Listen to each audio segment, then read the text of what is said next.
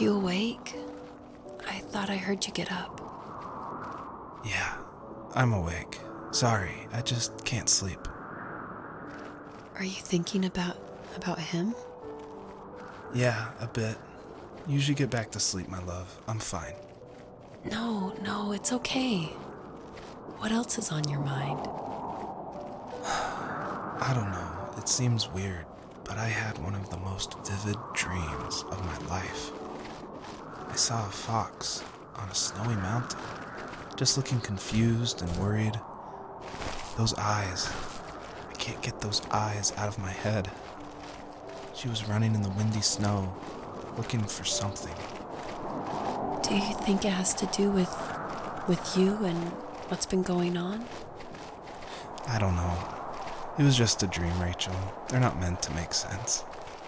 A lot's happened the past couple days, that's all. Well, if you're not going to sleep anyway, you should tell me. I want to hear. All right.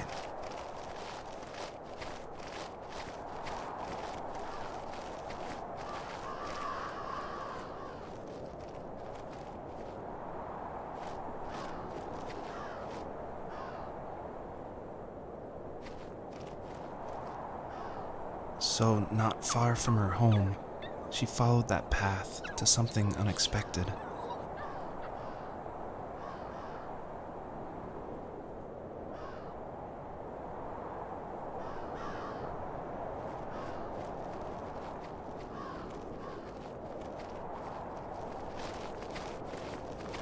She couldn't stay, though.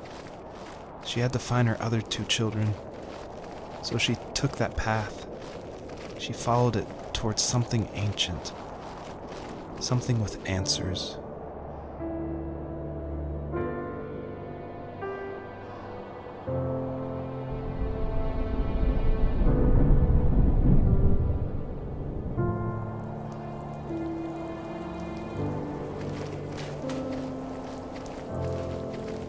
The fox looked high and low, searching for any sign of her cubs.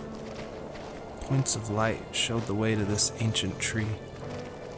It was as if each one had a story to tell, all their own. The land was trying to tell my story, too. I felt like I was right behind her the whole time.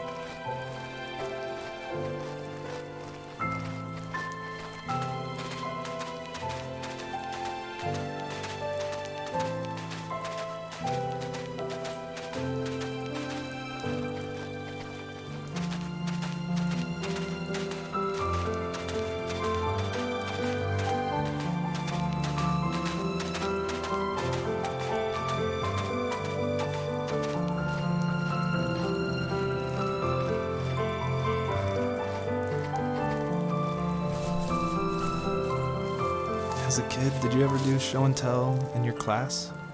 Yeah, I think I only did it once, when I was in the 4th grade. You know how my life was around then. I wanted to show my class what helped pass the time and distracted me, so I brought a dozen paper cranes I had made. I think I told everyone how badly I wanted to be a bird and fly, embarrassingly enough. Don't be embarrassed. Every kid wants to fly. For me, it was another toy from my dad, a wooden boat. I remember guarding it so carefully in my hands as I walked into class. When I sat down, a group of boys immediately made fun of it. They asked which trash can I found it in, or why an ugly log was my favorite toy. When I got up, I didn't even want to tell them my dad had carved it. I said it was a joke gift my friend had given me. Kids can be so cruel. Some of them are. I shouldn't have let them get to me, but it did. It's amazing we bounced back at all.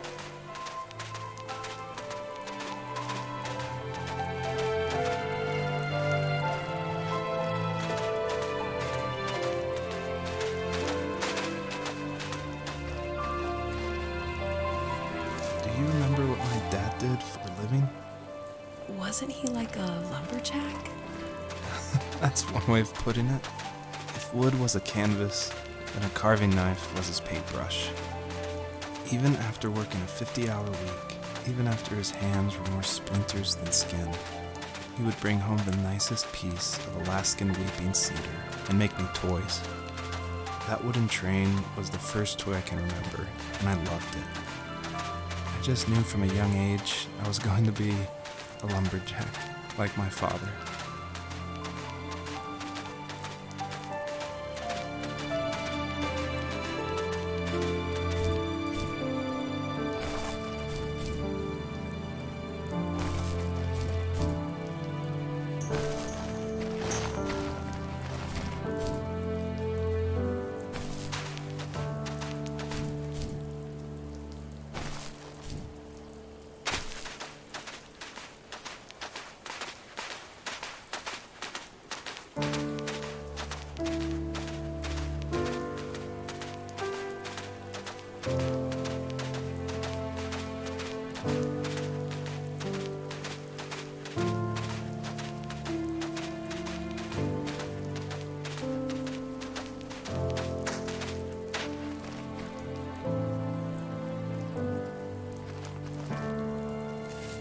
Usually those kids would leave me alone, but somehow they could tell I was different.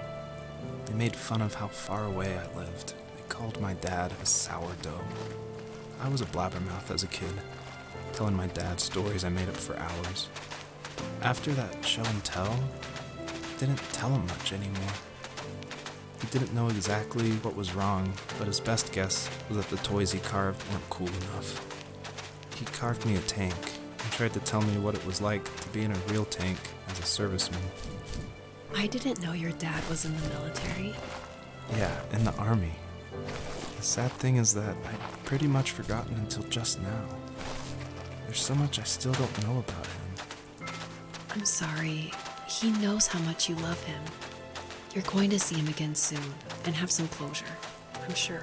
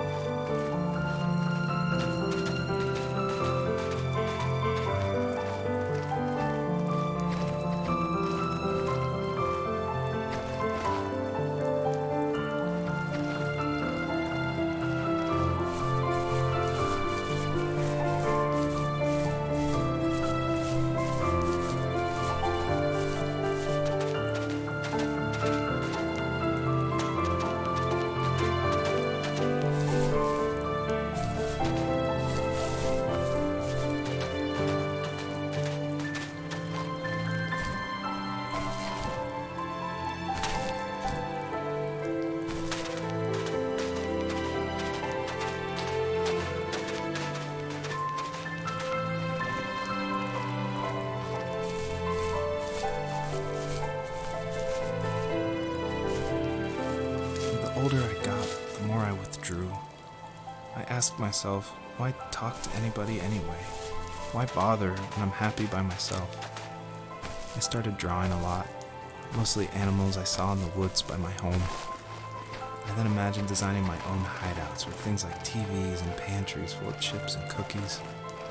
I think that idea of leaving home and drawing blueprints started my career. I found a lot of solace in that. I'm not surprised, but I did the same thing, you know? There's something special about having a place to call your own. And now look at us. Well, if you count renting in an overpriced city. It's as close as we can get for now.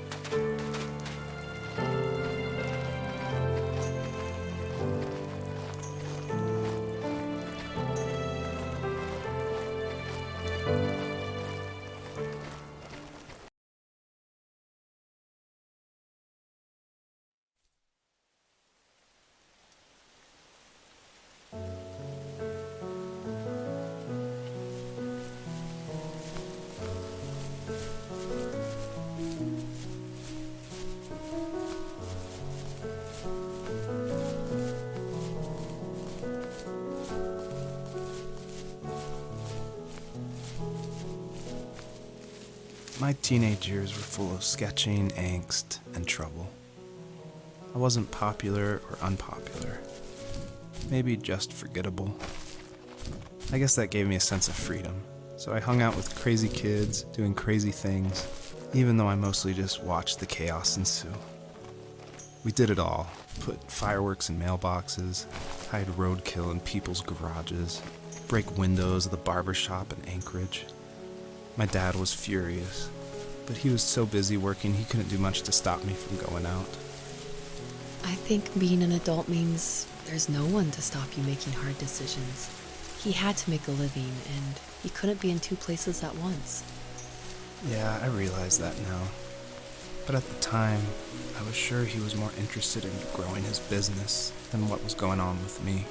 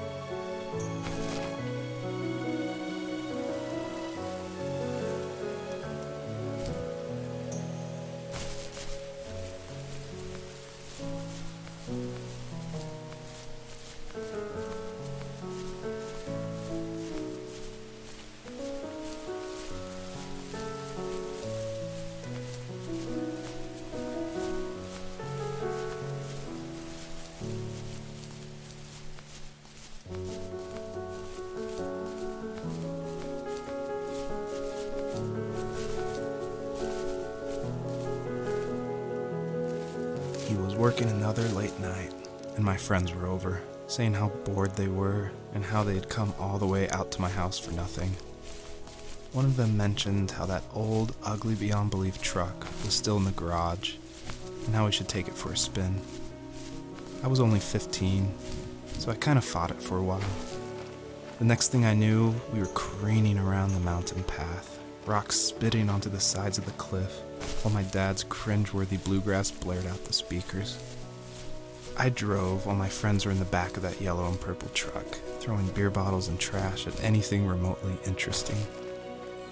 Felt like I was soaring in the air with borrowed wings. But all good things have endings. A cop outside of Eagle River pulled us over after he saw us send a bottle rocket into someone's yard. What followed was a long night of talking to disappointed adults and feeling smaller than ever.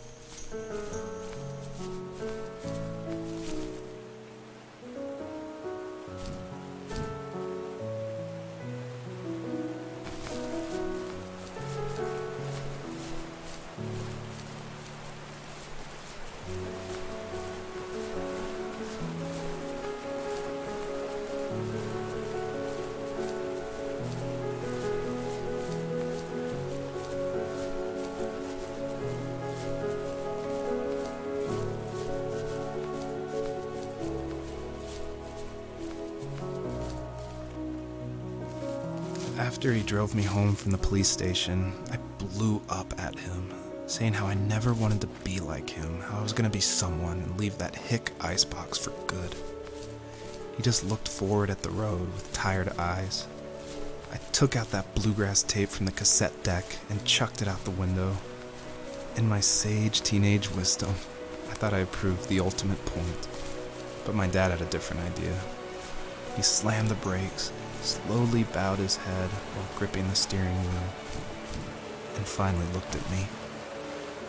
All he said, like it was a polite request, was, "Make this right."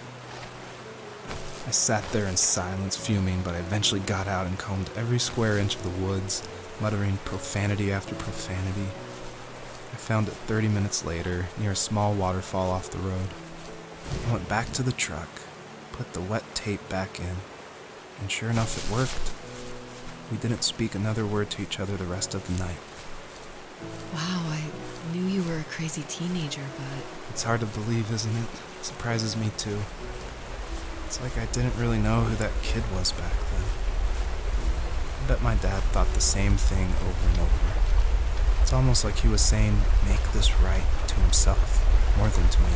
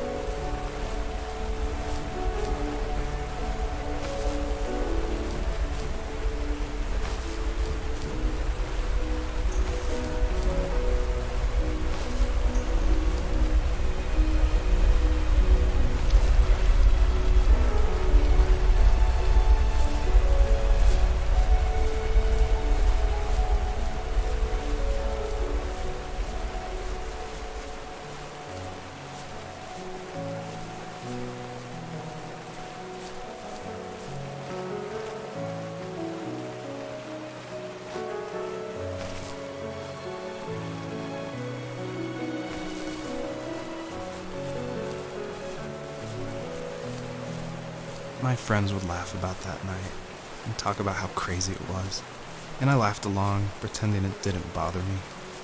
But it did. I imagined my friends growing old in the bush, unable to find that thrill in those godforsaken ice fields. It's like those mountains were a literal wall, keeping me from leaving, where all I would have to look forward to are lumber yards and evening beers. I had to climb over. That was my only goal for a long time.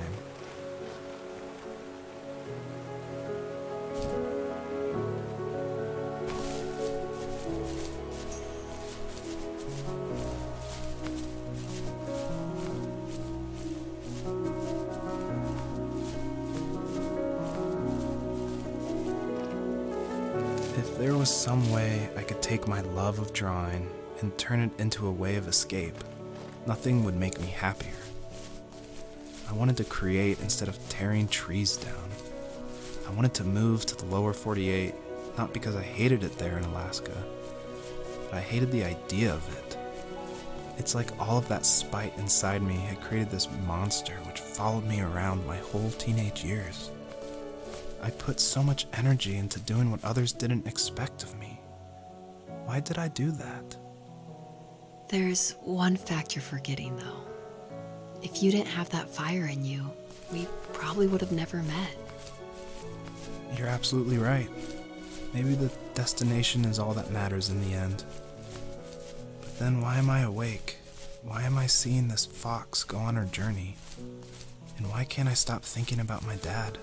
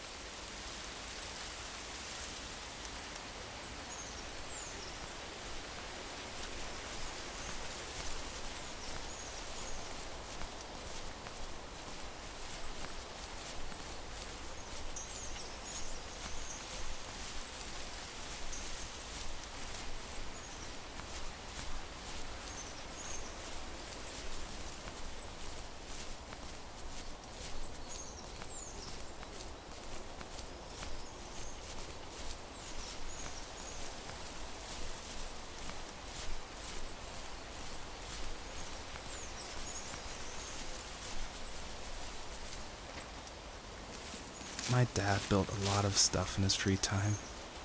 If he wasn't watching fly fishing or reading Tom Clancy novels, he was carving something. He made tons of birdhouses. Not that he was into bird watching, but I think he really missed working and adding on to the home. If he couldn't afford the time to build onto our own house, he would have to settle with watching birds move into their little homes. We kept an old mattress in the bed of that ugly yellow truck, so we would drive it deep into the woods and then watch the birds fly into their houses while the sun set. Usually it was accompanied by venison jerky or cold Coke, but not a lot of talking, which is how we both liked it.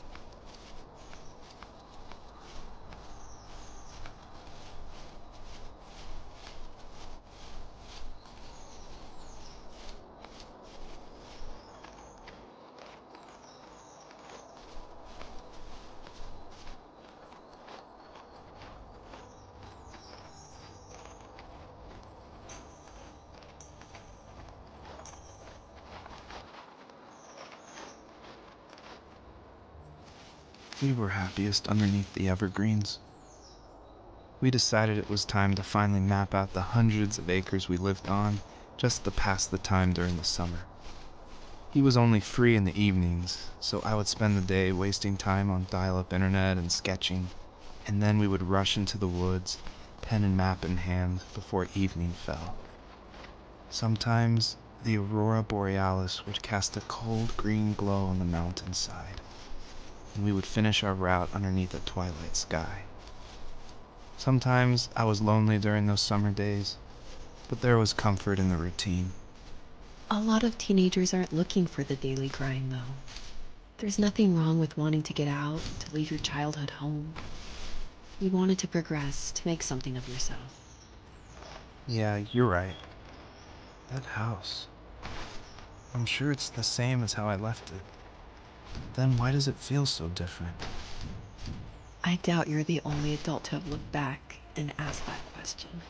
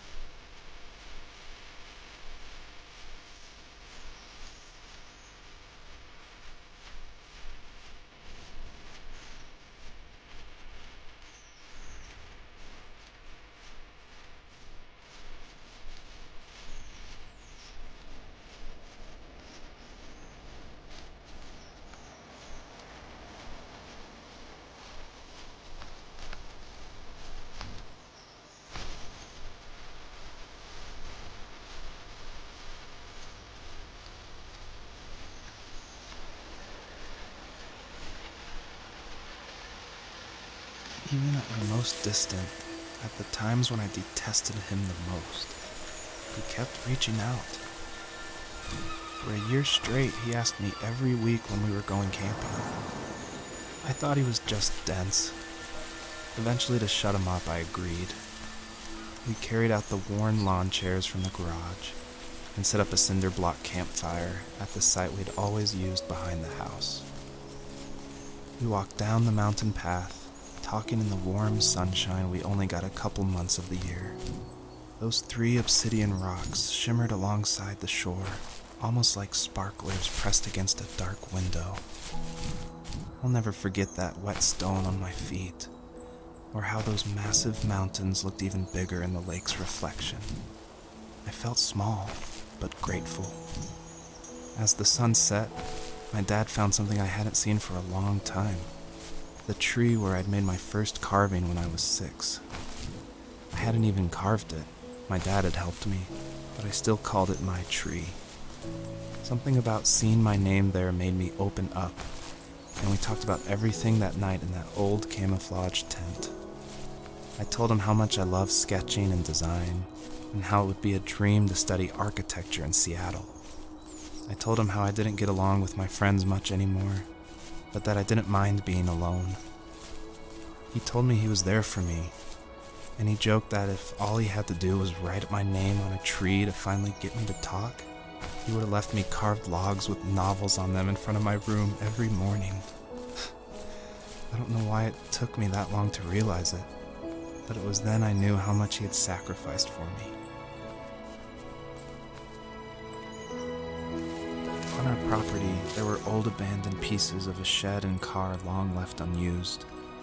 I used to ask him all the time who those people were that left all this junk, and I'm sure he got so tired of hearing it that he made up some elaborate stories how a brown bear ate them and haunted the woods afterwards. What's funny is I think it made those people seem more real, growing up thinking they were still hanging out like they couldn't say goodbye. I used to tell my friends how I could swear I saw spirits move near the water, and that always freaked them out. I guess it didn't bother me, because the way I saw it, they were normal people with old cars and sheds, just trying to figure out how to survive and be happy in the middle of nowhere. It was a cool thought that they didn't want to leave, but I was a weird kid. Well, you had good company since those ghosts liked living in a place where they were brutally devoured.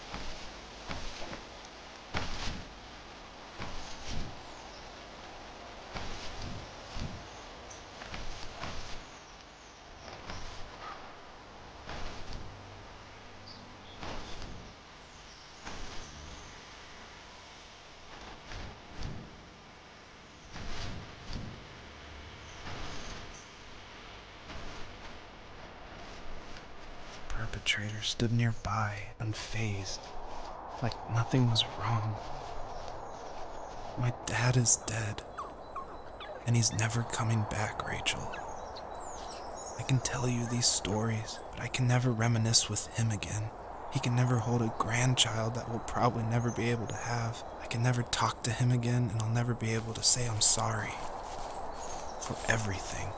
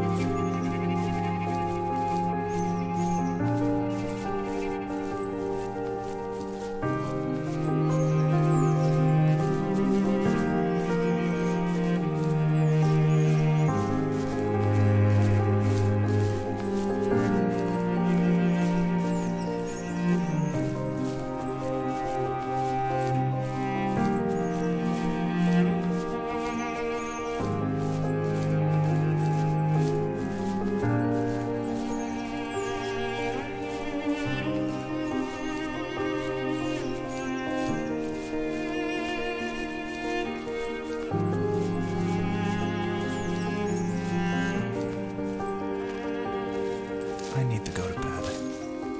I just can't talk about this anymore. Good night.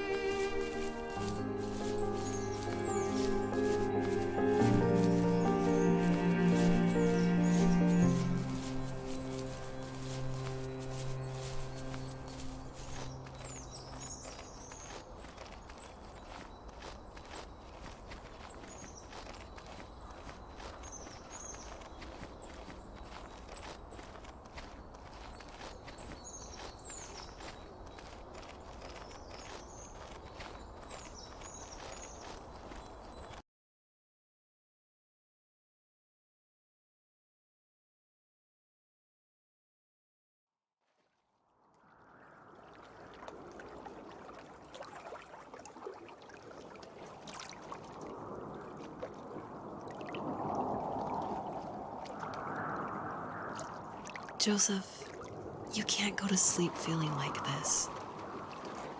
I'm sorry for everything, and I know you need space, but I'm here for you. You don't need to feel so lost.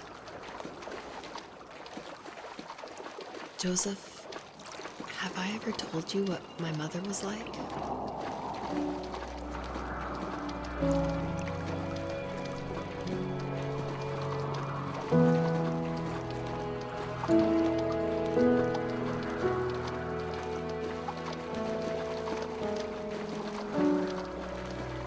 You know what it's like not to have a mom at home. And you know how hard that made my childhood. What helped me was watching the birds in the morning before the school bus came. I thought that my mother was one of those birds, and it made me want to be free like her. My mom taught me how to fold origami cranes while she was in the hospital. So I told myself I would fold one every day until I could fly myself. I think we both have always loved animals, and for me that love started with a dog. Sometimes this Rottweiler would come up to our property line and wait at the fence for me, but only once in a while. I was sure to check every day immediately after school, and it usually ended in disappointment. I would even steal money from my passed out dad just so I could buy these off-brand dog biscuits. Even when she did stop by, she never went beyond the fence. Why was she so scared? I think my dad was the opposite of your dad in almost every way, except he was in the military as well. He coped with alcohol of every kind. The trailer started falling apart, he got angry, and I withdrew. More and more I became the weird, quiet kid who made lots of origami birds and carried dog biscuits around. I think we were pretty similar when it came to being the weird kids. And that same sincerity in college was one of the reasons I was so drawn to you. Life got worse and worse, and at one point, I really didn't think I could survive another day with my soul still intact. I had no real friends, let alone neighbors, since we lived in the middle of nowhere. I should have talked to my teacher, but I was scared what he would do if he found out. As I waited for the school bus one morning, I walked around until I found something in an abandoned shed. Something I can't put into words. I summoned courage I didn't know I had, and I broke into my dad's room and found the key to the shed where he had locked my bike. I'll never forget that feeling. The wind rushing by my ears as the sun rose over fields of wheat. I was flying for the first time. I biked as far as my legs could take me until I found a house that felt friendly and that felt like home. Those strangers helped me in so many ways. And if it wasn't for them, I wouldn't have found my foster family. And if it wasn't for my parents, I wouldn't have met you. You have strength, Joseph, and you're not as alone as you think. It's all just so pointless. Just waiting for life to happen. It's like having the home I always wanted is cursed out of my reach. The thought of being a parent myself. How could I do that when I couldn't even be a good son? I'm sorry. I know what you're saying. I just don't know how things will work out. These quiet hours will turn into years. We'll wonder which roads passed us by.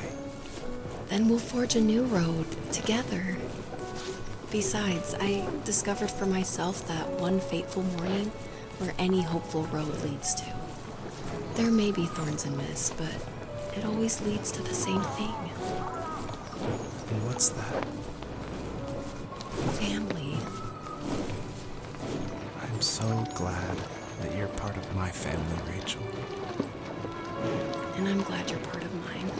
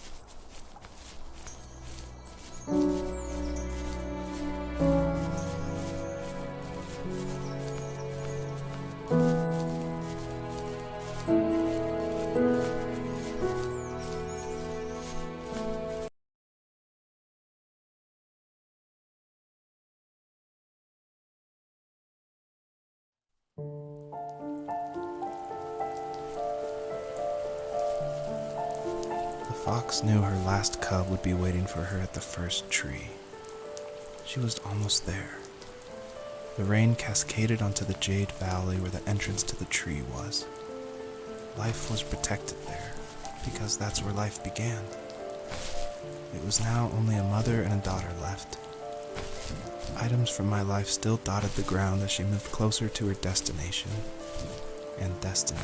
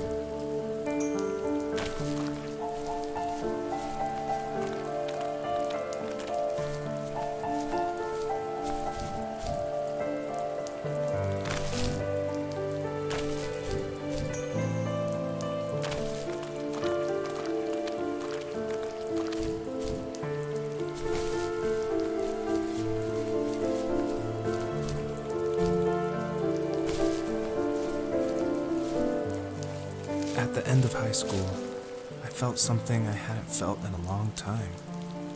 Drive. I looked into the best architecture schools on the West Coast, then got a dose of reality when looking at other students' portfolios and the high cost of tuition. I still wanted to be something, to be the next Alvaro Siza, and to make those thousands of sketches worth something in my grand history. But now even an internship sounds impossible. Siza helped me understand how essential emotion is in architecture, and he also said light is the real composer of space. I like to think these glints of light, like not finding a job or even a strange dream about a fox, are something I should be thankful for, even if the illuminated space is something I'm less than comfortable with.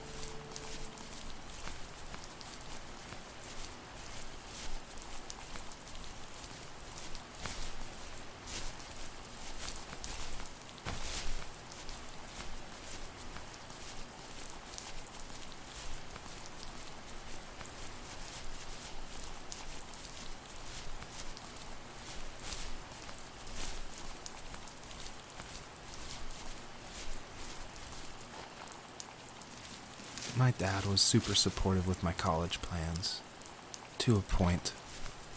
Things were okay until this terrible accident happened. I guess a forklift flipped over due to a bad axle, and it crushed one of the workers there. My dad didn't eat for days, even though he wasn't directly involved. It devastated him. Not only did it hurt the business, but it just freaked him out. He would talk in his sleep, muttering things about firing people and saying sorry. One fateful day he approached me, Said that since my school search wasn't going well, I should finally be a man and take over the family business. He said one day he was going to die, and that all of his work, sacrifice, and even that man's life would be wasted in vain. I just lost it.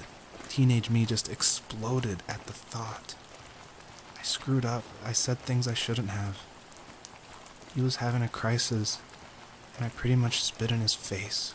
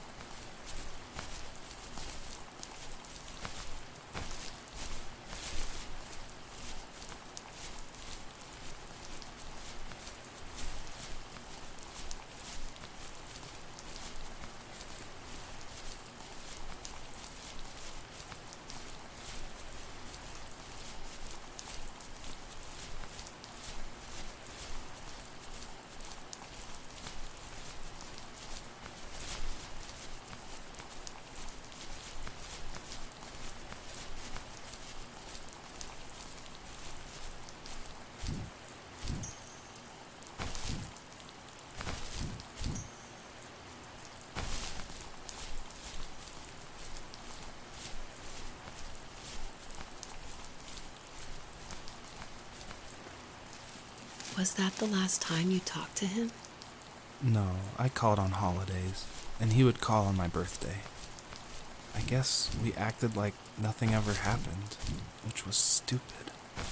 Didn't want to ask about his lumberyard, and I'm sure he didn't want to ask about my job search. I never went back and visited. I think the last conversation we had was about what movies we had seen and what exactly a best boy is in the credits. I thought he would be here so much longer.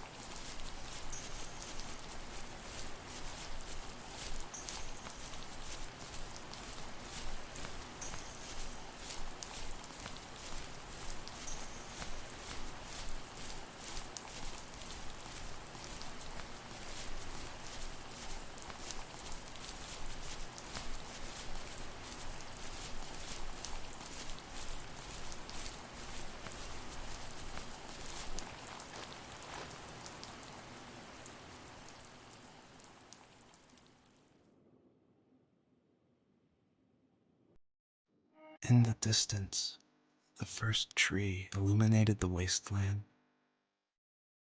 She couldn't go home anymore. She did the only thing she was capable of: moving forward. My dad died alone in the middle of the wilderness. I should have been talking to him more. I should have done a lot of things differently. If the first tree on earth brought life with it, if it taught the birds to sing and fly and showed saplings how to grow, what could it do for us?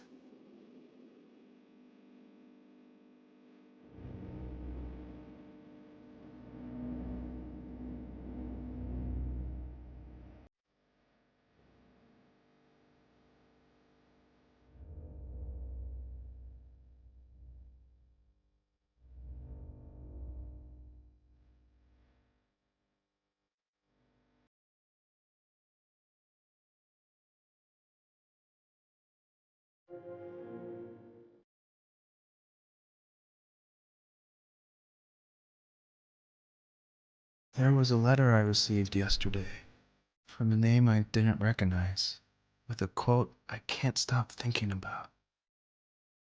Death is not the opposite of life, but a part of it. More and more, I'm realizing one important truth.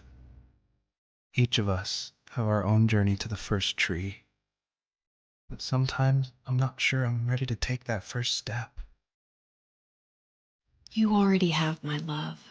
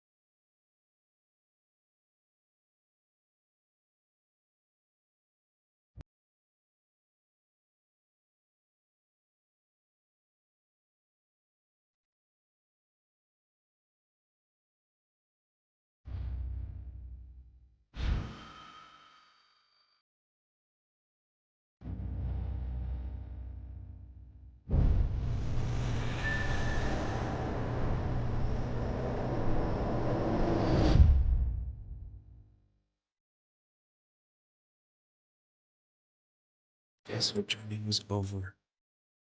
But I have no idea. It's only a dream. Distraction from tomorrow. I don't think dreams normally bring back to memory so many important feelings. Maybe it was just a dream, but it was also a gift. Yeah, I suppose. But tomorrow we're getting on a plane to the last place on Earth I want to be. The only person that would have made the trip worth it is gone. You're going to see him and be with him one last time before you say goodbye. I have one last quote for you by Emerson, sealed in an imaginary letter from me to you. It is the secret of the world that all things subsist and do not die, but only retire a little from sight and afterward return again. Go to sleep, my love. We have a big day tomorrow, but I'll be there with you every step of the way. Thank you. Thanks for listening.